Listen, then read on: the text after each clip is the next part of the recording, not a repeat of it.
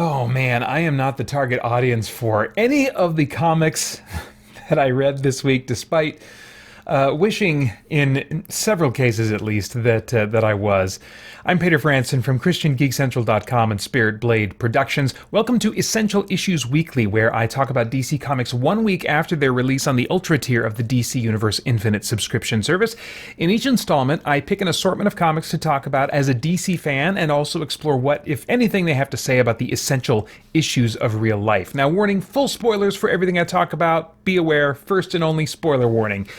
Okay, right now we're taking a look at comics originally released to the Ultra tier on May 28th and originally published on April 30th, with the exception of the first one, which was also published on May 28th, and that's DC Pride 2024, just listed as number 1. They did one of these last year, and similar to last year, there's nothing really of major consequence going on in any of these stories. It's just kind of a showcasing of various characters in the DC universe, mostly heroes, but some villains or anti-hero types as well, that fall somewhere in the LGBTQ plus spectrum. Now, rather than kind of like dive into just kind of my thoughts on that whole social issue and all the different things that come with it, instead, I want to recommend that you stay tuned to the Christian Geek Central podcast coming up this weekend, or tune in for the video that I put out next Monday, which is going to be intended to introduce you to a Christian organization that is addressing LGBTQ plus issues in what I think is a very compassionate and very biblical way. So stay tuned for that. I'm not going to make any comments on this issue for now, even though certainly there's an opportunity to. I would rather spend some time pointing you to a resource I have found very valuable as I've gotten to know it over the course of the last year. So please stay tuned for that. Next up was Nightwing, the annual for 2024. And this was entirely focused on Bea Bennett, the Pirate Queen, who has been featured in some Nightwing stories recently that I have honestly been uninterested in. I don't have any interest in pirates, so that certainly isn't helping her. I don't really get the pirate craze that happened a number of years ago. And on top of that, the writing style of this is so expositional. It's basically just box after box of her internal monologue, giving this really condensed version of who she is, what her life story is, how she came to be where she's at, and really just focusing on events and not really diving into her feelings about those events very much. Certainly not near as much as I want when a story is going to, engage with me. So there was just a number of things going against my interest in this. I read it. It was hard to read because, for numerous reasons that I've already mentioned. But I suspect this is happening now because this character is going to be relevant to Nightwing in the future. Hopefully I'll find those stories interesting, despite really not enjoying my time reading Nightwing Annual for 2024. Next up, House of Brainiac. Superman House of Brainiac Special number 1. I'm already finding myself not super excited about this storyline, and part of that is because of the lightheartedness or the humorous nature of the... I've been saying Zarnians, I think, as I was Lobo's race, which is spelled Czarnian, I think. But it's the CZ that I've made the Z silent in my mind for a number of years, but I think today the one noteworthy thing about my experience reading this was that I changed my pronunciation. I think I've never heard it said before. Well, you know what? I'll bet it's in the Superman animated series, so I should look that up. But I think for now, until I take the time to do that, which maybe never, I'm going to say Kazarnian.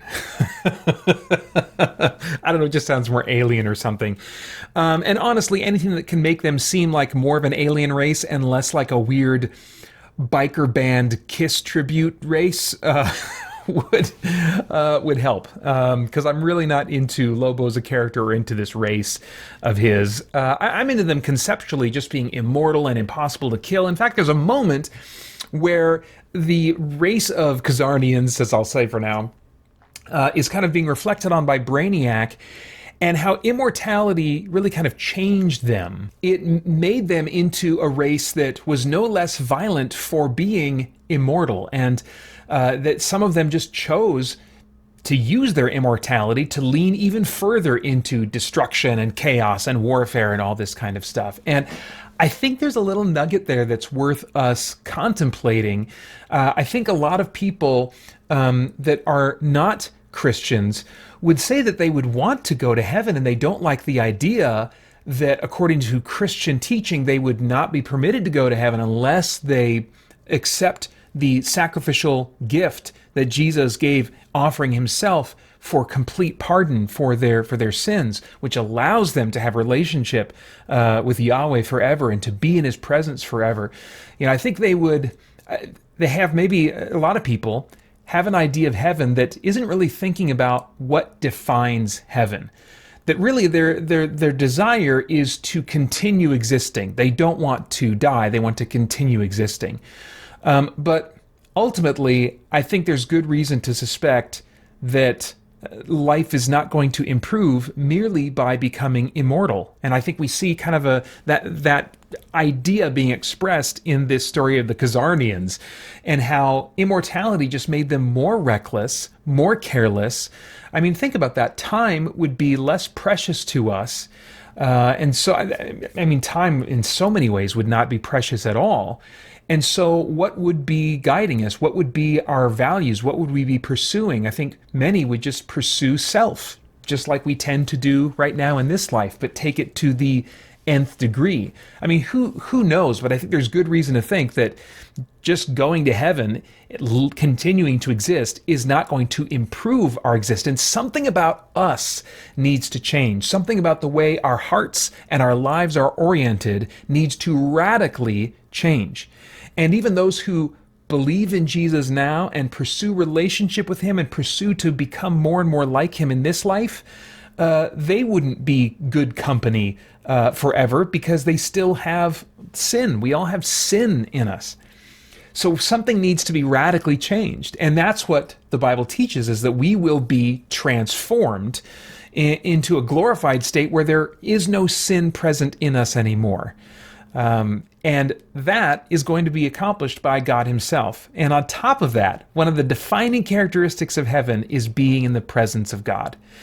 And so I think there's an interesting kind of like springboard, if we take some time to think about it here, that points out that merely continuing to exist forever is not a solution. That really we need to be changed. And heaven is not just continuing to exist forever, but it's being in the presence of God. So do those who, really don't have any interest in belief in Jesus, would they really want to be with God forever?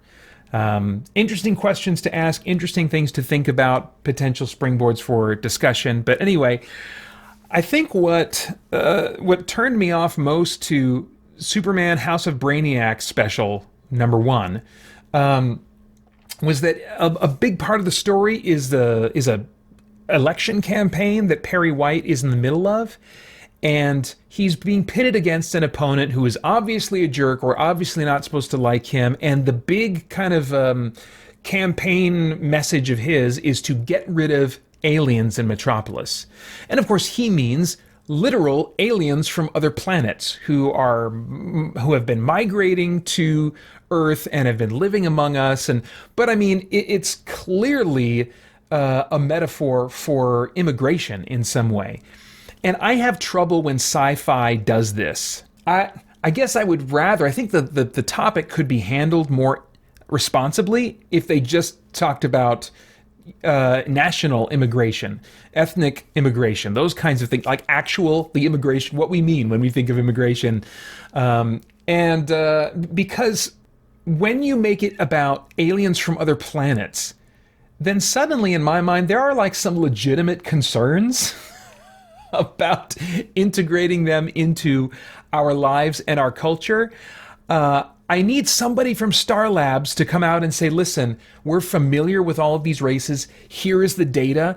There is no biological risk to them living among us. There's nothing about their biology that's going to be incompatible or cause problems, them living, working side by side with humans. That would be my concern, which is not my concern about someone that is immigrating from Mexico or from Africa or wherever in the world they're coming from. So I feel like the position they want me to root for, that Perry White would say, is like, hey, Superman's been great for us and we need to have open arms and stuff like that. I'm like, yes, but can we get some science going on here so that we can make sure this is going to be safe? But they're not concerned with that, I don't think. Because I think what they're really kind of doing here is just leveraging the real world issue of immigration. So I'm just like, what do you want me to be processing here? Do you want me to be thinking about real world immigration? Then get the whole aliens from outer space thing out of the equation, because it just messes things up and we can't actually have some worthwhile, nuanced thinking on this topic presented as part of a comic book story, which I think comic book stories can absolutely do. I just don't think this is a way that it can be done responsibly and with nuance. Finally, we've got the Flash Annual for 2024. Still the same writer, Simon Spurrier, I believe is his name, who's been writing The Flash for a number of issues now. And as I've said before, not been enjoying this run. And this annual is a great example of why. Wally West, The Flash, is out traveling in other dimensions. It's hard to even describe where he is and what he's doing, because they're getting all like... it's just a bunch of technobabble. That's what it is. It's like he's in these other planes of existence. Like, this is a realm of pure mathematics. This is a realm of like pure conceptual primal energies. And I'm like, conceptual primal energies? They don't say that. But I mean, like, it's about as meaningful. What they're saying is about as meaningful as me saying conceptual primal energies. It's a bunch of words strung together that are spoken in metaphorical terms that... they're not defining or getting down to what they actually mean. And so it just feels like a lot of words taking up space that are a slog to get through so that we can keep advancing story beats and find out what's happening. I want to know, okay, what is the relevance of any of this? I don't know what you want me to feel about the journey that Wally is on, because too much of this and the consequences that would result if the path Wally's on goes one way or the other, if he succeeds or fails, which I don't even know what success or failure would look like when everything is so weird and metaphorical and alternate dimensional and stuff. Crap. Okay, I gotta go pick up my son, so let me wrap this up. But when it's all so like other dimensional and unintelligible because it's so high above our understanding, then it's just a bunch of word salad. And I'm just like, can we just move? Can we get me to the main plot beats? And I think all the plot beats in this issue could have been represented on 4 pages. So, thankfully though, by the end, in a nutshell, Wally realizes that the path he's been on, what he's been doing, he needs to stop doing that, and he needs to presumably kind of like focus on getting back to his family, taking care of his family. All this gobbledygook to get us to that point. So I feel like probably I could have skipped this issue and just picked up the next issue of The Flash, and there would have been some little recap in the beginning of the next Flash that'll say, hey, I realized I gotta get back to my family. Great, okay, get out of the gobbledygook dimensions and start getting to some stuff that is more relatable. So anyway, yeah, if you haven't noticed yet, I'm wearing the red ring, which is normally associated with anger, with rage. That's my ring selection for this week. Again, comics don't really, I'm not that emotionally invested in any geek hobby these days that they would, really make me angry. I invest in them just for the positive aspects of enjoyment and choose not to invest in to a degree that would make me legitimately angry. But I do find myself, I'm kind of irritated because all 4 of these comics were written for people with either a different worldview or just, in most cases, a different, interest in writing styles, so that they just are appealed to by totally different type of writing, totally different type of characters, totally different type of focus. than these were. So that is a bummer of a week of comic books. These are the only ones that, well, there was one or two others that just were not about characters that interested me at all. So that was a bit of a bummer. But I have every reason to think that, next week will have some that'll land a little bit better with me. But those are all of my thoughts on comic books for now. As always, I would love to get your thoughts on these comics, on maybe comics that I didn't cover. Howard, do you have a totally different read on these comics or perspective? I'm totally open to hearing what you are enjoying about them. I would love it if you would check out also the rest of the content that I'm putting out over at christiangeekcentral.com. Got a weekly podcast there, as I mentioned before. Lots of stuff for you there at christiangeekcentral.com as we continue to geek out and seek the truth. For more chat about geek entertainment, answers to your questions, and news from the wider world of Christian geekery, get the Christian Geek Central podcast today on iTunes and other podcast services.